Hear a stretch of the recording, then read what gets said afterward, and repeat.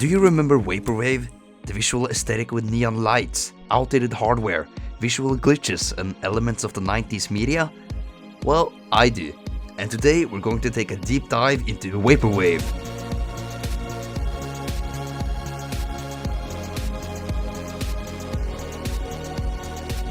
Vaporwave is an aesthetic that focuses on visually pleasing color schemes and altered realities, with surreal terrain and weirdly rendered 3D models.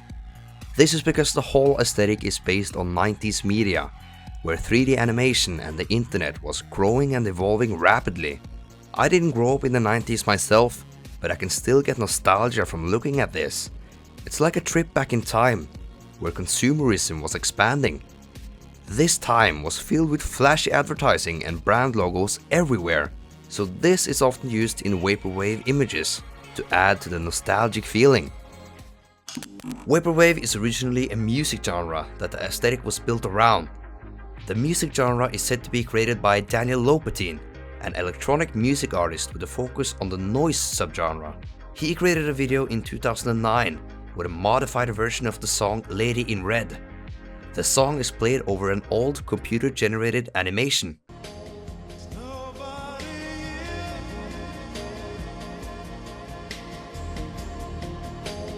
Nobody here. I'm sorry. This Rainbow Road liminal space was the starting point of this aesthetic.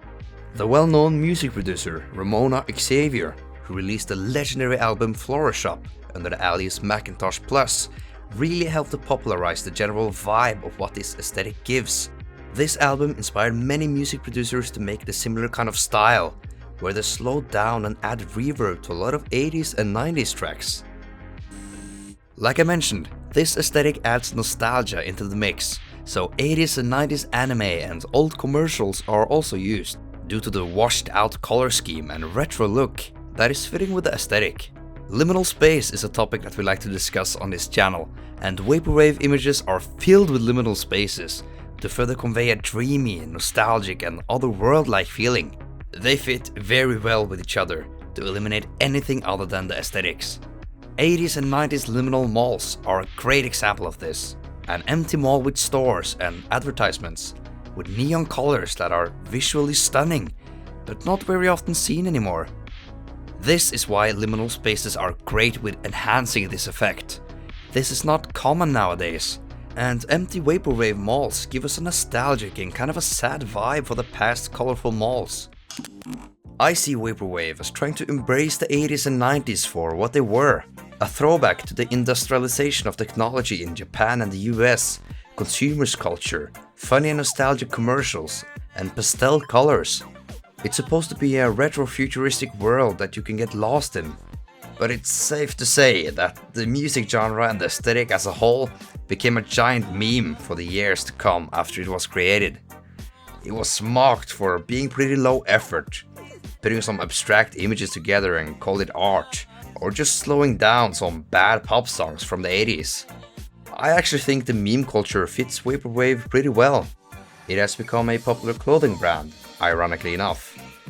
It's the same with everything that comes with popular things on the internet. It will be memed and made fun of. But I think this aesthetic made it pretty well. It may have been its destiny too. I don't think this meme culture around it was malicious, but rather a creative way to see the development of the aesthetic. Examples I've heard other YouTubers say about this aesthetic is that it feels like you're in the backseat of your parents' car. Tired from the long car ride, you take a look out the window and you see the flashing lights and the bright colors of the city, the surrounding sound of traffic and the big corporation logos.